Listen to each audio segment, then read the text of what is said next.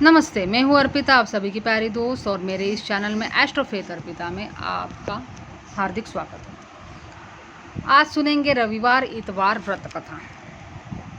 जपा कुसुम संकाशम काश्यपेय महादितिम तमोरी सर्व पापकनम प्रणतोस्मि दिवाकरम। एक वृद्ध महिला थी। उसका नियम था कि प्रत्येक रविवार को सवेरे ही स्नान आदि कर घर को गोबर से लिपकर भोजन तैयार करती और सूर्यदेव की पूजा करने के बाद एक समय भोजन करती। रविवार का व्रत करने से उसका घर अनेक प्रकार के धन धान्य से पूर्ण था। श्री हरि की कृपा से उसके घर में किसी प्रकार का विघ्न या दुख नहीं था। सब प्रकार से घर में आनंद रहता था। कुछ दिन बीत जाने पर उसकी एक पड़ोसन, जिसकी गऊ का गोबर वह लाया करती थी, वह विचार करने लगी, यह वृद्धा सर्वदा मेरी गऊ का गोबर ले जाती है, इसलिए वह अपनी गऊ को अपने घर के भीतर बांधने लग गई। इस कारण बुढ़िया गोबर न मिलने से रविवार के दिन अपने घर को न लीप सकी। तब उसने न तो भोजन बनाया और न भगवान को भोग लगाया तथा स्वयं भी उसने भोजन नहीं किया। इस प्रकार उसे निराहार व्रत किए रात्रि हो गई। वह भूखी प्यासी सो गई। रात्रि में भगवान ने उसे स्वप्न में दर्शन दिया और भोजन न बनाने तथा भोग न लगाने का कारण पूछा। वृद्धा ने गोबर न मिलने का कारण सुनाया। तब भगवान ने कहा कि माता, हम तुमको ऐसी गऊ देते हैं जिससे सभी इच्छाएं पूर्ण होती हैं। स्वप्न में ऐसा वरदान देकर भगवान तो अंतर्धान हो गए। जब वृद्धा की आँख खुली तो वह देखती है कि आंगन में एक अति सुंदर गऊ और बछड़ा बंधे हुए हैं। वह गऊ और बछड़े को देखकर अति प्रसन्न हुई और उनके घर के बाहर बांध दिया और वही खाने को चारा भी डाल दिया। जब उसकी पड़ोसन ने बुढ़िया के घर के बाहर एक अति सुंदर गऊ और बछड़े को देखा तो द्वेष के कारण उसका हृदय जल उठा। जब उसने देखा कि गऊ ने सोने का गोबर किया है, तब वह उस गऊ का गोबर ले गई और अपनी गऊ का गोबर उसकी जगह पर रख गई। वह प्रतिदिन ऐसा ही करती रही और सीधी सादी बुढ़िया को इसकी खबर तक नहीं होने दी। भगवान सूर्यदेव ने देखा कि चालाक पड़ोसन के कर्म से बुढ़िया ठगी जा रही है, अतः उन्होंने संध्या के समय अपनी माया से बड़े जोर से आंधी चला दी। इससे बुढ़िया ने अंधेरे के भय से अपनी गऊ को घर के भीतर बांध लिया। प्रातःकाल उठकर जब वृद्धा ने देखा कि गऊ ने सोने का गोबर दिया है तो उसके आश्चर्य की सीमा न रही और वह प्रतिदिन गऊ को घर के भीतर ही बांधने लगी। अब पड़ोसन का सोने का गोबर उठाने को दाव नहीं चलता था। वह ईर्ष्या और डाह से जल उठी। कुछ और उपाय न देख पड़ोसन ने उस देश के राजा की सभा में जाकर कहा, महाराज, मेरे पड़ोस में एक वृद्धा है, उसके पास ऐसी गऊ है जो आप जैसे राजाओं के ही योग्य है। वह नित्य सोने का गोबर देती है। आप उस सोने से प्रजा का पालन करिए। वह वृद्धा इतने सोने का क्या करेगी? राजा ने यह बात सुन अपने दूतों को वृद्धा के घर गऊ लाने की आज्ञा दी। वृद्धा प्रातः ईश्वर का भोग लगाकर भोजन ग्रहण करने ही जा रही थी कि राजा के कर्मचारी गऊ खोलकर ले गए। वृद्धा काफ़ी रोई चिल्लाई, किंतु राज्य कर्मचारियों के समक्ष कोई क्या करता। उस दिन वृद्धा गऊ के वियोग में भोजन न खा सकी।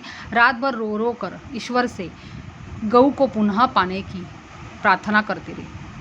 उधर राजा गऊ को देखकर बहुत प्रसन्न हुआ, लेकिन सुबह जैसे ही वह उठा, सारा महल गोबर से भरा दिखाई देने लगा। राजा यह देख घबरा गया। रात्रि में राजा को स्वप्न में भगवान ने कहा कि राजा, यह गऊ वृद्धा को लौटाने में तेरा ही भला है। उसके रविवार के व्रत से प्रसन्न होकर मैंने उसे यह गौ दे दी है। प्रातः होते ही राजा ने वृद्धा को बुलाकर बहुत से धन के साथ सम्मान सहित गऊ और बछड़ा उसको लौटा दिए। उसकी पड़ोसन दुष्ट बुढ़िया को उचित दंड दिया। तब जाकर राजा के महल से गंदगी दूर हुई। जब राजा ने बुढ़िया से कारण पूछा तो उस दिन से राजा ने नगर निवासियों को आदेश दिया कि राज्य में सभी स्त्री पुरुष अपनी समस्त मनोकामनाओं की पूर्ति के लिए रविवार का व्रत किया करें। व्रत करने से नगर के लोग सुखी जीवन व्यतीत करने लगे। कोई भी बीमारी या प्रकृति का प्रकोप उस नगर पर नहीं होता था। सारी प्रजा सुख से रहने लगी। हरिओम। आज बात करेंगे रविवार व्रत के विधान के बारे में। भगवान सूर्यदेव का यह व्रत बहुत ही सरल और सुगम है। आप भोजन दिन में एक ही बार करेंगे, परंतु फलाहार अनिवार्य नहीं। केवल नमक और तेल का प्रयोग वर्जित है। नमक, खटाई, सभी प्रकार के क्षार और खट्टे फल आप इस व्रत में न खाएं। दही का प्रयोग आप कर सकते हैं। 5 वर्ष तक यह व्रत किया जाता है और प्रत्येक वर्ष में एक एक अनाज भगवान सूर्यदेव के निमित्त छोड़ा जाता है।